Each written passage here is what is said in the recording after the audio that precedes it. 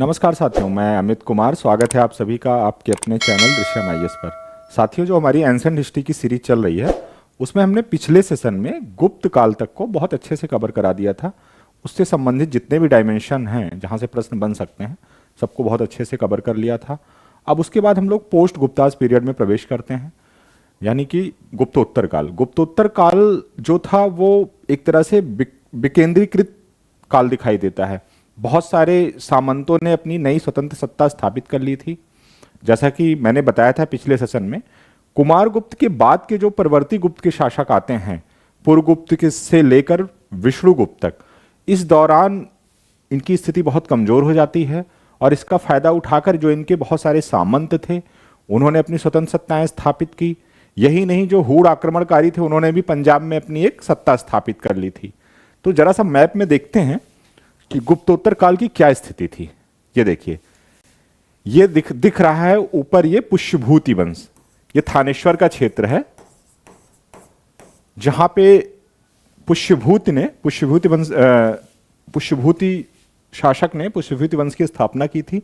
उसी के शासक होते हैं राज्यवर्धन, फिर हर्ष, जो कि हर्ष काफी प्रतापी शासक हुआ गुप्तोत्तर काल के की अगर शासकों में देखा जाए तो। उसी तरह से ये आप जो देख रहे हैं मौखरी राजवंश है, ये मौखरी कन्नौज के क्षेत्र में,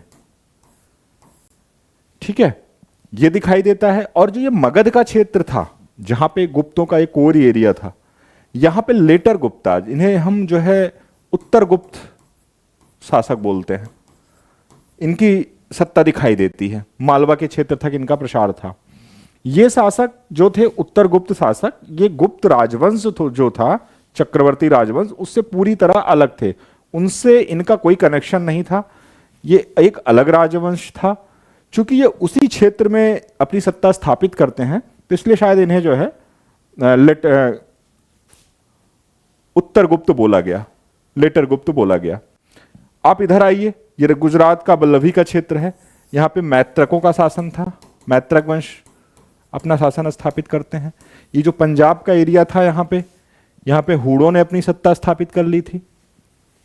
इसी तरह से ये मालवा का जो क्षेत्र था, मालवा में एक यशोवर्मन शासक उभरता है। हर्ष की मृत्यु के लगभग 75 वर्षों के बाद बहुत ही प्रतापी शासक होता है। कोई ऐसी ये राजवंश स्थापित नहीं करता है कोई बड़ा, लेकिन जब तक ये था इसने कई युद्धों को जीता और अपने आसपास के शासकों को जो है पराजित किया। दक्षिण में आएंगे तो दक्षिण में कलचुरी के चालुक्य थे, पल्लवों का शासन वंश था कांची में। तो ये उस समय की राजनीतिक स्थिति दिखाई देती है भारत की। तो हम एक एक करके इन राजवंशों को देखते हैं, इनसे संबंधित कुछ महत्वपूर्ण तथ्य हैं जहां से सवाल भी बन जाते हैं, उनकी चर्चा कर लेंगे। तो सबसे पहले हम उत्तरकालीन गुप्त वंश को देखते हैं, जो कि मगध एवं मालवा के क्षेत्र में अपना शासन स्थापित करते हैं। इनका जो संस्थापक था वो कृष्णगुप्त था, कृष्णगुप्त या कृष्णदत्त इनका संस्थापक था। इसे ही उत्तर गुप्त वंश कहा गया। इनका कोई, मैंने बताया, इनका कोई कनेक्शन नहीं था मेन गुप्त राजवंश से। उनसे पृथक करने के लिए ही इनको उत्तर गुप्त बोला गया, चक्रवर्ती गुप्त राजवंश से। ठीक, इनकी जो वंशावलियां हैं वो दो अभिलेखों से मिलती हैं। इनकी राजवंशावलियां, एक अपक्षण अभिलेख कहां से मिला है तो ये बिहार के गया जिले से मिला है। यह लेख है इनके शासक आदित्य सेन का। तो कृष्णगुप्त जो इसके संस्थापक थे वहां से लेकर आदित्य सेन, ये इसके 8वें, इस वंश के 8वें शासक होते हैं, यहां तक का जो विवरण मिलता है वो अपक्षण से अभिलेख से मिलता है। इसके आगे का जो विवरण है वो देवबरनाग अभिलेख, ये बिहार के शाहाबाद के आरा जिले में है, यहां से मिला है। यह जीवित गुप्त द्वितीय का है, ये आखिरी शासक होते हैं इस वंश के। तो आदित्य सेन के बाद के जो 3 शासक होते हैं उनको लेकर जीवित गुप्त तक का विवरण जो है इसमें मिलता है, देवबरनाग अभिलेख में मिलता है। कुमारगुप्त, इसी के समय उत्तर गुप्त वंश सामंत स्थिति से मुक्त हुआ था। ये एक प्रतापी शासक होता है, सामंतों की स्थिति से बाहर ले आता है अपने राजवंश को और महाराजाधिराज की उपाधि धारण करता है। इसने मौखरी नरेश ईशान वर्मा से इसका संघर्ष हुआ। मौखरी नरेश का ईशान वर्मा एक प्रतापी शासक था, उसके साथ इसका संघर्ष होता है। और ये ऐसा शासक था जो प्रयाग जाकर वहां पे एक तरह से अपनी एक चिता तैयार करता है उपलेस पे, और उसमें ये अपने आप को उसमें चिता में विलीन कर देता है। मान्यता थी कि अगर ऐसा करेंगे तो हमें स्वर्ग की प्राप्ति होगी, इस तरह की कामनाओं से। जैसे एक चंदेल शासक धंग थे, उन्होंने भी इसी तरह से किया था, और भी कई शासकों के नाम मिलते हैं जिस तरह से इन्होंने प्राण त्यागे हैं। देवगुप्त, यह हर्ष का समकालीन था। उत्तरगुप्त शासक हर्ष का प्रतिद्वंदी था। बंगाल के गौड़ नरेश शशांक का यह मित्र भी था। हर्ष के मधुबन तथा वंशखेड़ा लेख में देवगुप्त का नाम मिलता है, 2 अभिलेखों में इनका नाम मिलता है।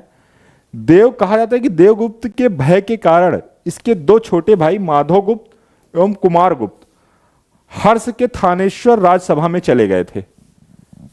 इसके आतंक से परेशान होकर हर्ष की राजसभा में चले गए थे इसके 2 भाई। हर्ष माधवगुप्त की मदद भी करता है। बाद में जब देवगुप्त की मृत्यु हो जाती है तो उसके बाद उसने माधवगुप्त को शासक भी बनवाया था मगध का। आदित्य सेन, माधवगुप्त की मृत्यु के बाद यह मगध का शासक बनता है। उत्तरगुप्त वंश का सबसे प्रतापी शासक था। ठीक, माधवगुप्त, जैसा कि मैंने बताया देवगुप्त के बाद माधवगुप्त आता है जिसको हर्ष शासक बनवाता है। माधवगुप्त के बाद आदित्य सेन सबसे प्रतापी शासक हुआ है उत्तरगुप्त वंश का। 3 अश्वमेध यज्ञ करता है, ये ध्यान रखिएगा। 3 अश्वमेध यज्ञ करने वाला उत्तरगुप्त वंश का कौन सा शासक है, तो वह है आदित्य सेन। अंतिम शासक इसका हुआ जीवितगुप्त द्वितीय। ये उत्तरगुप्त वंश का अंतिम शासक हुआ। अगर कहा जाए कि चक्रवर्ती जो गुप्त राज्य वंश था उसका अंतिम शासक कौन था, तो उसका विष्णुगुप्त था। चक्रवर्ती गुप्त राजवंश का अंतिम शासक विष्णुगुप्त था। अगर यह कहा जाए कि गुप्त चक्रवर्ती गुप्त साम्राज्य का अंतिम प्रतापी शासक कौन था, तो स्कंदगुप्त था।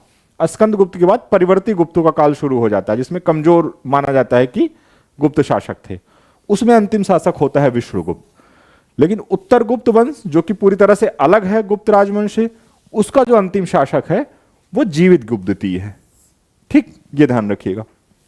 आगे बढ़ते हैं। अब हम देखते हैं एक और राजवंश पे आते हैं, कन्नौज क्षेत्र का मौखरी राजवंश। इसका संस्थापक था हरिवर्मा, राजधानी थी इसकी कन्नौज।